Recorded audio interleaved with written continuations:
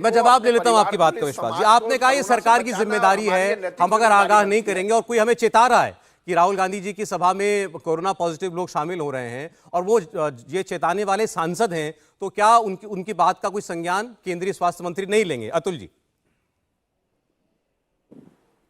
और नकुल कुछ सवाल मैं अभी सारंगी जी से पूछना चाहूंगा, क्योंकि जब भी मध्य प्रदेश की भी चिंता होने लगी है। सौरभ जी उन्हें शांत कीजिए। हाँ बोलिए।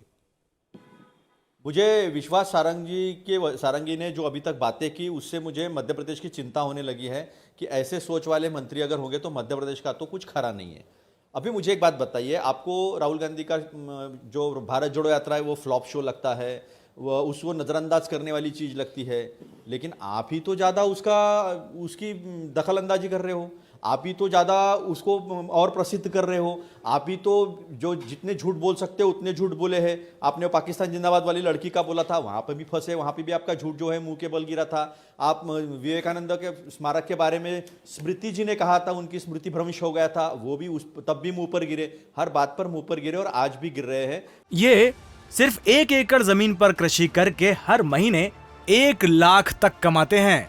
इनसे सीखना है तो फ्रीडम ऐप को अभी डाउनलोड कीजिए। मुझे एक बात बताइए, आपको राहुल गांधी जी की चिंता है, वो यात्रा में घूमने वाले लोगों की चिंता है, तो क्या मोदी जी को मरने के लिए छोड़ दिया है? जो कर्नाटक में रैली हो रही है मध्य प्रदेश पूरे बीजेपी की, उनको मरने के लिए छोड़ दिया है? जो राजस्थान में जन आक्रोश रैली निकल रही है, घूम रही है, उन्हें मरने के लिए छोड़ दिया है? 2 दिन पहले तीन रैलियां की त्रिपुरा में, तो क्या मरने के लिए छोड़ दिया है? क्या आपको देश के प्रधानमंत्री आप बोल लीजिएगा, प्रधानमंत्री के जीवित का कोई अहमियत नहीं है? ये गलत बात है। उन्होंने ये बोला कि क्या मोदी जी को मरने के लिए छोड़ दिया है? अच्छा सौरभ जी, विश्वास जी, मेरी बात आपकी आपत्ति आप जता दीजिएगा, ठीक करवाइए। मेरी बात नहीं आप जता दीजिएगा प्लीज, कम बोल लेंगे, ठीक है? सुन रहे हैं लोग, अगर इनकी भाषा खराब है तो लोग सुन रहे हैं ना। सौरभ जी, हाँ बोलिए। देश के प्रधानमंत्री के जीवित का अहमियत नहीं है क्या मांडविया जी को?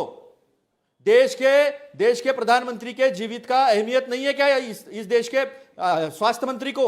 चलिए ठीक है, उन्हें क्यों एडवाइजरी दी नहीं? कर्नाटक में जो इनकी रैली घूम रही है उन्हें क्यों एडवाइजरी दी नहीं? अच्छा अतुल जी ठीक है, आपकी बात ठीक है, सुने मेरी बात, सुने मुझे, मेरी बात सुने। पार्लियामेंट चल रही है, गुजरात में चुनाव हो गए, हिमाचल में चुनाव हो गए, कर्नाटक में प्रचार। मेरा आपसे ही प्रश्न है, आपकी सारी बातें सही हैं, सब जगह प्रचार चल रहा है, कर्नाटक में भी, राजस्थान में इनकी जन आक्रोश रैली भी निकल रही है, ये ठीक है, मानता हूं इस बात को।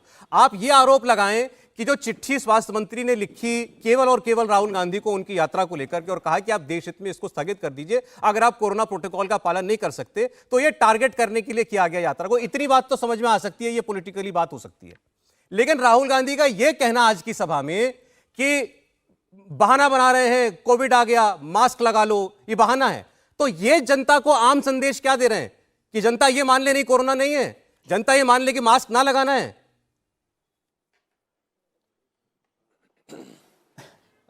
सौरभ जी, मुझे हंसी आ रही है, जब ये बता रहे थे देश के स्वास्थ्य मंत्री मांडविया जी, तो उन्होंने मास्क नहीं पहना था, उनके अगल बगल आगे पीछे जो लोग खड़े थे उन्होंने मास्क नहीं पहना था। और सबसे बड़ी बात, एडवाइजरी तो पहले चाइना से जो हवाई जहाज आ रहे, चाइना से जो जहाज आ रहे, क्या उनके ऊपर रोक लगी है? पहले तो ग्राउंड उन्हें करना चाहिए। मेरी बात आपने सुनी नहीं, मैं तो कह रहा हूं कि आपके आरोप से मैं सहमत हूं, एक लेवल फॉलो नहीं हुआ था। मैं आपके आरोप से एक लेवल पर सहमत हूं कि देश में सब कुछ खुला है, सब कुछ चल रहा है, तो पहली चिट्ठी राहुल गांधी की यात्रा को क्यों लिखी गई? मेरा सवाल इससे आगे बढ़ के है, जो राहुल गांधी मैसेज दे रहे हैं आज की सभा में कि कोरोना आ गया, सरकार बहाना बना रही है, मतलब कोरोना नहीं आ रहा देश में।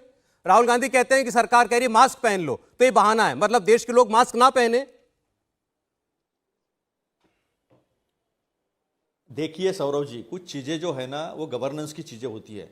गवर्नेंस की चीजें ये होती है कि WHO और हमारी ICMR ये एक दूसरे के कांटेक्ट में होकर अगर कुछ थ्रेट परसेप्शन है, अगर कुछ होता है तो सरकार को एडवाइस करती है, सरकार उसके हिसाब से एक सर्कुलर निकालती है। ये सर्कुलर निकाला नहीं है। देश भर में एयरपोर्ट्स है, वहां पर कोई प्रोटोकॉल की सर्कुलर गया नहीं।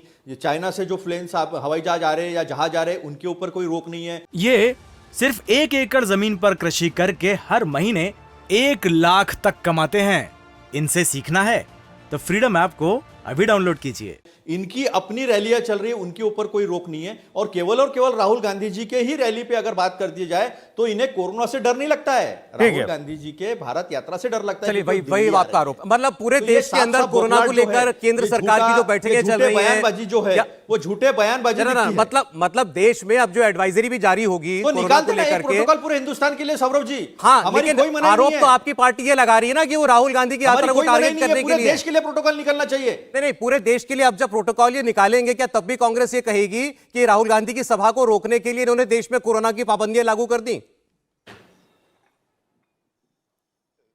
बिल्कुल नहीं, हमारा तो कहना ही यही है कि आप पूरे देश के लिए प्रोटोकॉल निकलना चाहिए। पूरे देश के लोगों की जान खतरे में है, आपका राजनीतिक अस्तित्व खतरे में आया है भारत जोड़ो यात्रा की वजह से, इसलिए आप उसको टारगेट कर रहे हो। अच्छा। अगर सही में कोरोना आया तो पूरे देश मैं जवाब देता हूं आपकी बात का। आपने दो तीन बड़ी बातें की, आपने कहा यात्रा से बीजेपी का राजनीतिक अस्तित्व खतरे में आ गया है। राहुल गांधी कह रहे हैं बहाना ले रही है सरकार कोविड का मेरी यात्रा को रोकने के लिए। इंडिया टीवी हर वक्त हर जगह डाउनलोड करने के लिए सर्च करें India TV news Google play store या ऐप स्टोर पर।